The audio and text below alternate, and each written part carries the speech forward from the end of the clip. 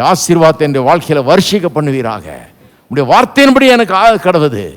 இடங்கொள்ளாமற் போக மட்டும் ஆசீர்வாதம் உண்டாகட்டும் இயேசுவின் நாமத்திலே. குறைகளெல்லாம் நீங்குகிறபடி ஆளுமுக்கு ஸ்தோத்திரம். சொல்லி சொல்லி கொடுன்றாரு.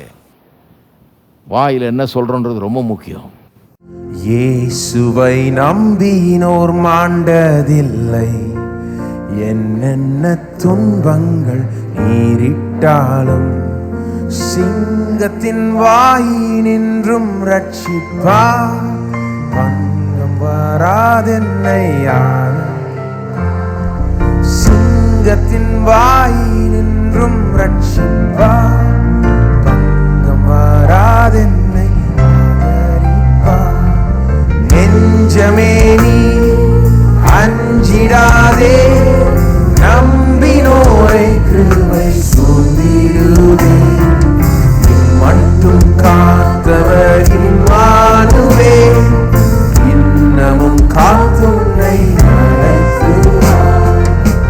மட்டும் காத்தவர் இம்மானுவே, இன்னமும் காத்துன்னை நடத்துவார். நாசியில் சுவாசமுள்ள மாந்தரை நம்புவதல்ல தம்மாலோசனை. கோர பயங்கர காற்றடித்தும் கண்மலை மேல் கட்டும் வீடு நிற்கும். கோர பயங்கர காற்றடித்தும் கண்மலை மேல் கட்டும் வீடு நிற்கும். நெஞ்சமே அஞ்சிடாதே, நம்பினோரை கிருபை சூழ்ந்திடுவே. மட்டும் காத்தவர் இம்மானுவே, இன்னமும் காத்துன்னை நடத்துவார். மட்டும் காத்தவர் இம்மானுவே, இன்னமும் காத்துன்னை நடத்துவார்.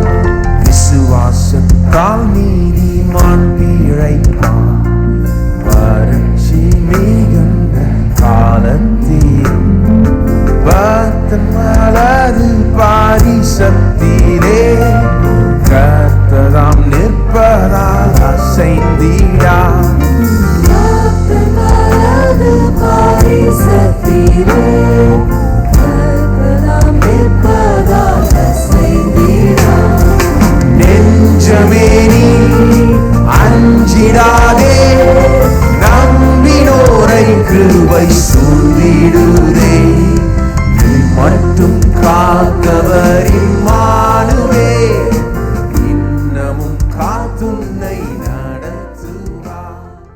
கொழும்புவில் சாம்பி செல்லத்துறை நடத்தும் வெற்றி வாழ்வு ஊழியர் கூடுகை ஜூலை 31 வெள்ளிக்கிழமை காலை 9 மணி முதல் மாலை 5 மணி வரை. இடம் BMICH கொழும்பு 7. இதில் கலந்து கொள்ள முன்பதிவு செய்வது அவசியம். முன்பதிவுக்கு 0114380039 0112937440. பாஸ்டர் சதீஷ் 0777518208. Pastor Matthew 0777495647.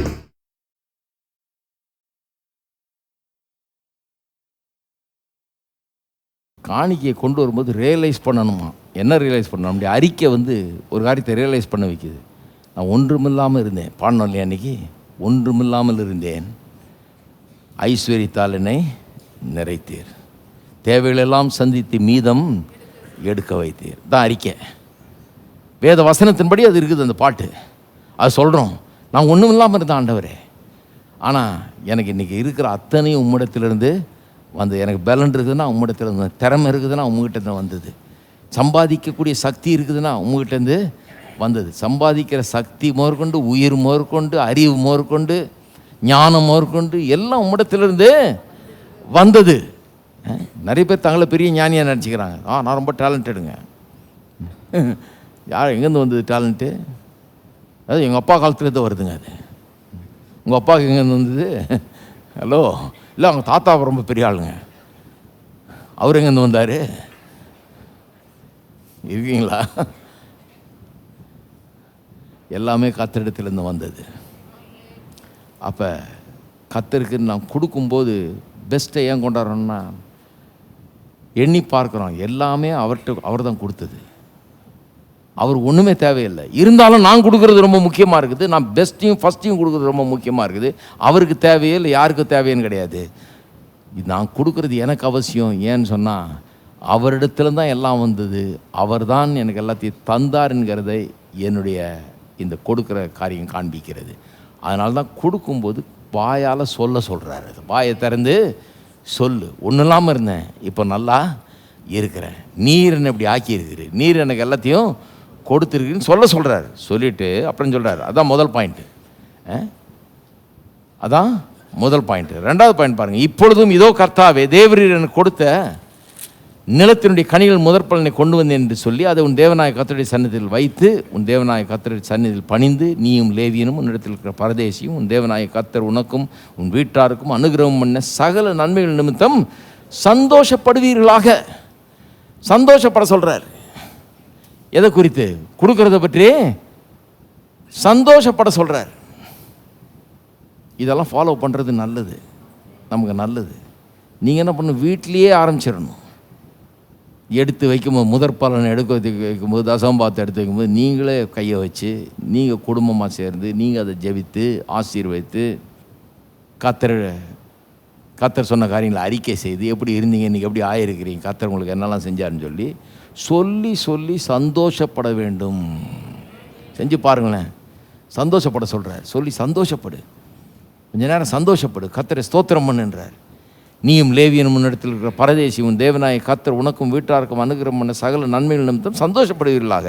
தசம்பாவம் செலுத்தும் வருஷமாகிய 3ஆம் வருஷத்திலே உன் வரத்திலெல்லாம் 10 1 எடுத்து லேவியனும் பரதேசியும் திக்கற்ற பிள்ளையும் விதவியும் வாசல் புசித்து திருப்தியாகும்படி அவர்களுக்கு கொடுத்து தீர்ந்த பின்பு நீ உன் தேவனாய கர்த்தருடைய சந்நிதியில் போய் அவரை நோக்கி, இப்போ பாருங்கள் என்ன சொல்கிறாருன்னு. தேவரீர் எனக்கு கொடுத்த எல்லா கட்டளையின்படி நான் பரிசுத்தமான பொருள் என் வீட்டிலிருந்து எடுத்து வந்து லேவியனுக்கும் பரதேசிக்கும் திக்கற்ற பிள்ளைக்கும் விதவைக்கும் கொடுத்தேன்.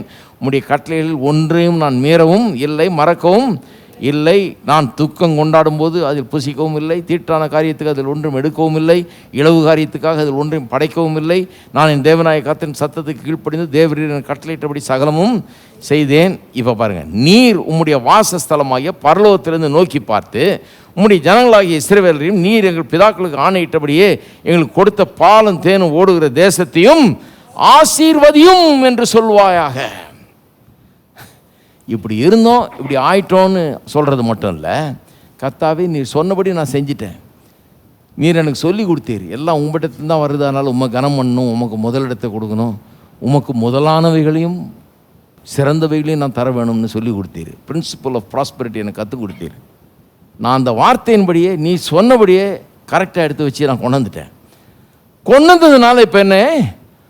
ஆசீர்வதியும். அங்கே நின்று கிளைம் பண்ண சொல்கிறாரு. நான் இப்போ கொடுக்குறேன், நம்முடைய வார்த்தையின்படி கொடுக்குறேன், நீர் சொல்லி இப்படி கொடுத்தா என்ன ஆசீர்வதிப்பேன்னு. இப்போ ஆசீர்வதியும்.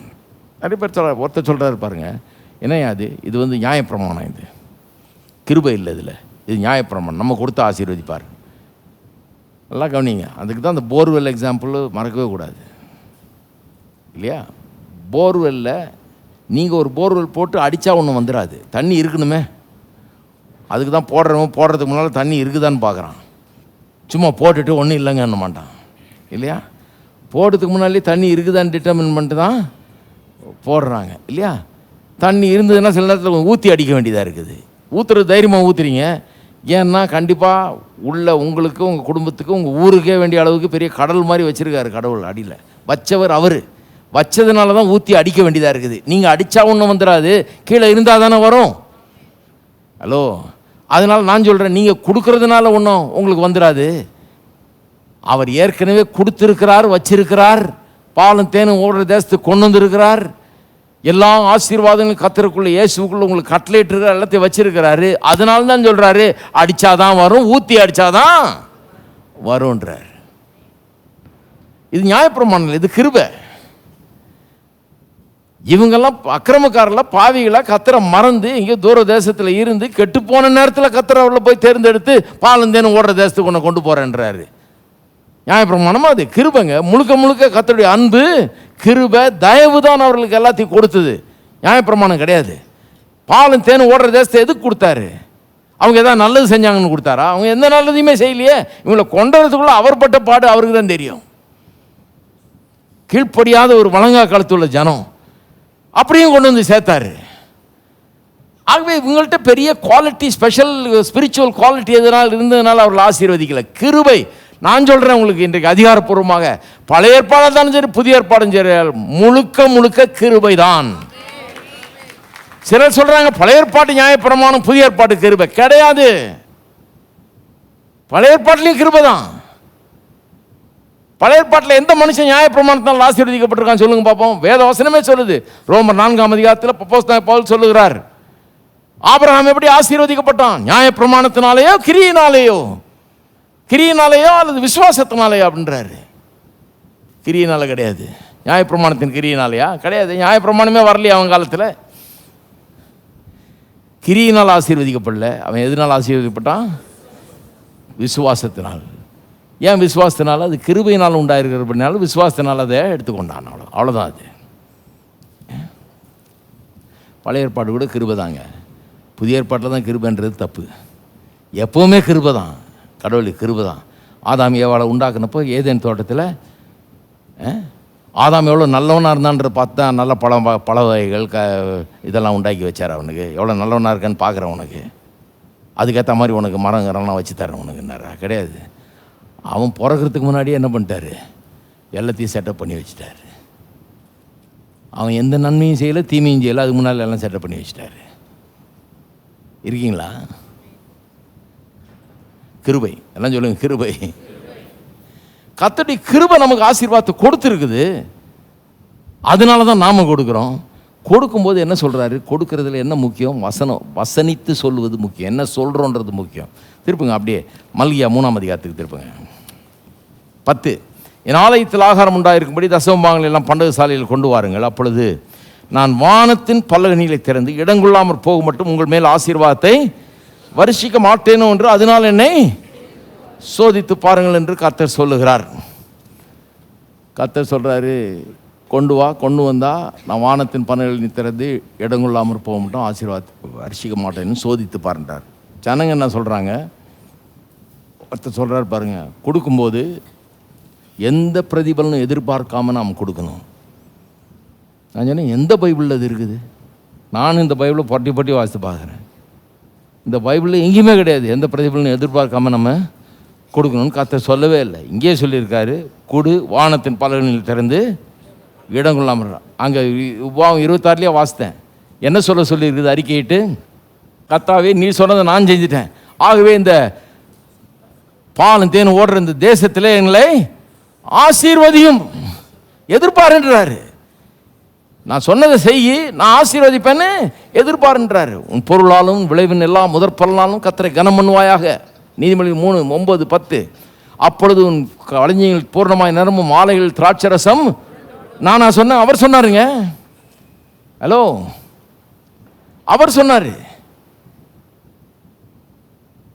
சொல்றாரு, புதிய ஏற்பாட்டில் சொல்றாரு, எவனாகிலும் என் சுவிசேஷ நிமித்தமாவது என் நிமித்தமாவது வீட்டையாவது நிலத்தையாவது சகோதர சகோதரியாவது எதையாவது விட்டவன் எவனும் அவனுக்கு இம்மையிலும் மறுமையிலும் 100 திரும்ப கொடுக்கப்படும்.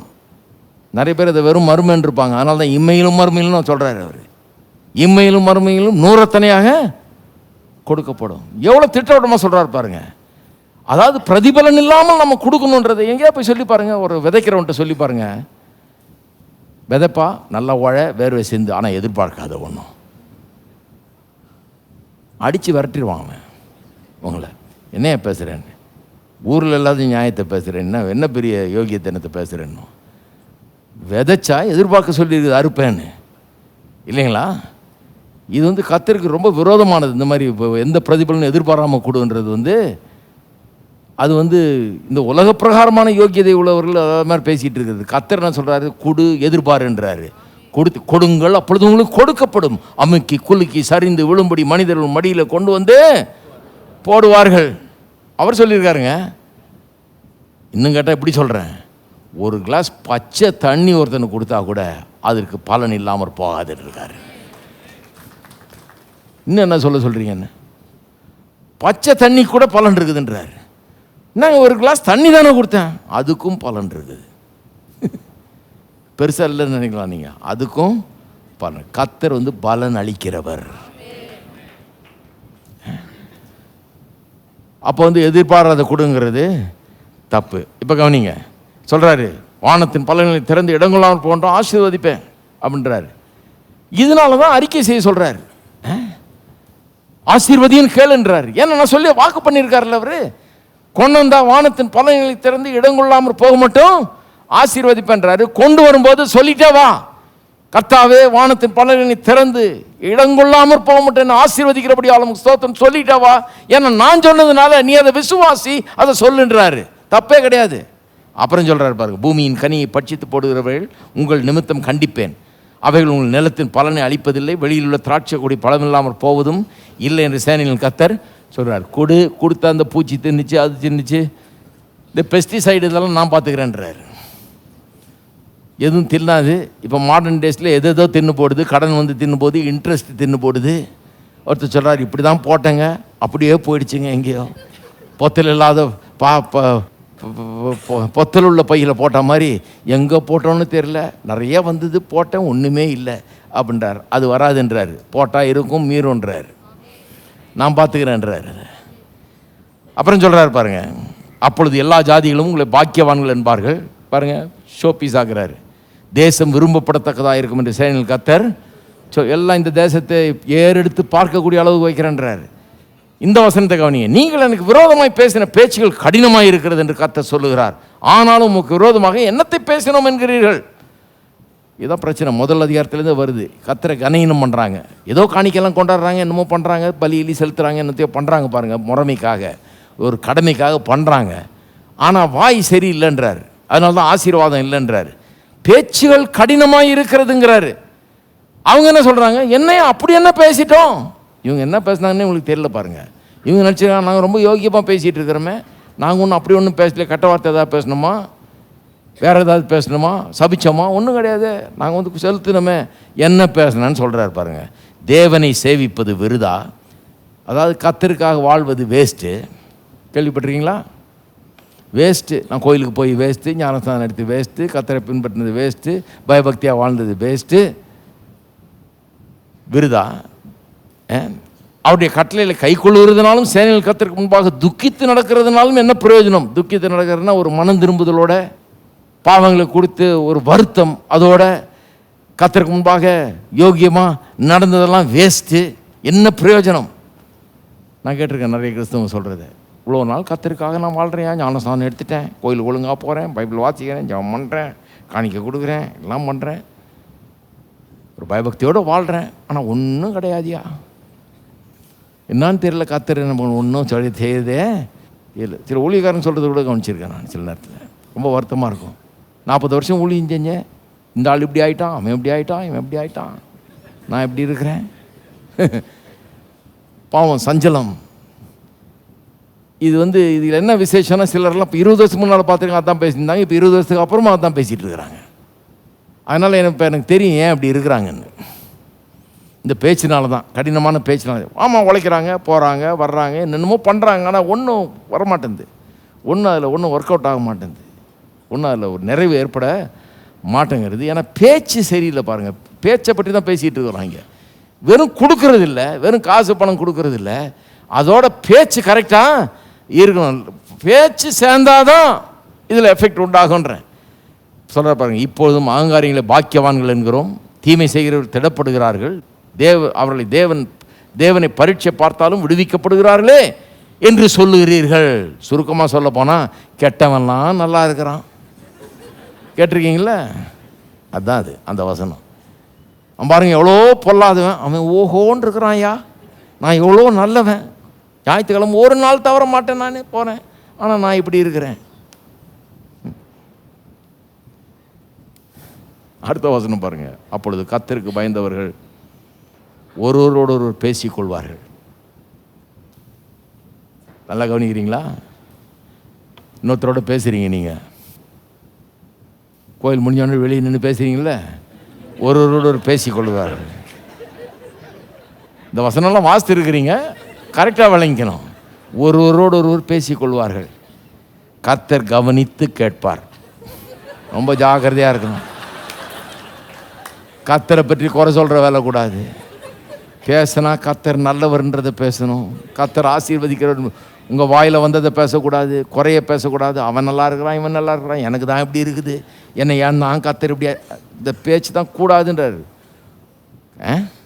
கர்த்தருக்கு பயந்தவர்கள் ஒருவரோடு பேசிக்கொள்வார்கள், கர்த்தர் கவனித்து கேட்பார். சொல்லுங்க, கர்த்தர் கவனித்து கேட்பார். கேட்குறாரு என்னன்னு? கர்த்தருக்கு பயந்தவர்களாகவும் அவருடைய நாமத்தை தியானிக்கிறவர்களுக்காகவும் ஞாபக புஸ்தகம் ஒன்று அவருக்கு முன்பாக வைக்கப்பட்டிருக்கிறது. ஞாபக புஸ்தகமே வச்சிருக்காராம் அவர். நீங்கள் பேசுனதெல்லாம் அங்கே மினிட்ஸ் மாதிரி எழுதி வச்சிருக்கிறாங்க. சில சொல்ல நான் என்ன பேசிட்டேன், இருங்க எடுக்கலாம் புக்கை.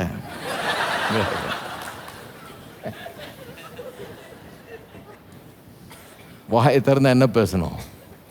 நல்லதை மட்டுமே பேச வேணும். உங்களுக்கு நடக்கிற சஞ்சலங்கள், போராட்டங்கள், பிரச்சனைகளை பேசக்கூடாது. வாயை திறந்து நல்ல காரியங்களை மட்டுமே பேசணும். அப்போ தான் நாம் கொடுக்குற காணிக்கை கூட அர்த்தம் இருக்குது, தசம்பாகத்து கூட அர்த்தம் இருக்குது, அதில் கூட ஆசீர்வாதம் வர முடியும். ஏனென்று சொன்னால் அதை கொடுக்கும்போதே சொல்லி சொல்லி விசுவாசத்தை ரிலீஸ் பண்ணி தான் கொடுக்க சொல்கிறாரு. சும்மா கொடுக்க சொல்லலை, யாருக்கும் உதவி செய்கிறதுக்காக கொடுக்க சொல்லலை. உங்களுடைய விசுவாசத்தை ரிலீஸ் பண்ணி பெற்றுக்கொள்ளும்படியாக கொடுங்கள் என்கிறார். எத்தனை பேர் சொல்கிறீங்க ஆமென்னு? விசுவாசத்தை எப்படி ரிலீஸ் பண்ணுறீங்க? வாயை திறந்து சொல்கிறீங்க, கர்த்தாவே எங்களை ஆசீர்வதியும், நீ சொல்கிறதெல்லாம் நான் செஞ்சுருக்கேன், உடைய ஆசீர்வாதத்தை என்னுடைய வாழ்க்கையில் வருஷிக்க பண்ணுவீராக, உடைய வார்த்தையின்படி எனக்கு கடவுது, இடங்கொள்ளாமற் போக மட்டும் ஆசீர்வாதம் உண்டாகட்டும் இயேசுவின் நாமத்திலே, குறைகளெல்லாம் நீங்குகிறபடி ஆளுமுக்கு ஸ்தோத்திரம் சொல்லி சொல்லி கொடுன்றாரு. வாயில் என்ன சொல்றோன்றது ரொம்ப முக்கியம். மலையே நீலை பெயர்ந்து விலகுமா, மலையே நீ விலகி போவேன இயேசுவின் நாமத்தில் பேசுகிறேன். விசுவாசத்தான் நிலை நின்றிடுவேன் நான். மலையே நீலை பெயர்ந்து விலகுமா, மலையே நீ விலகி போ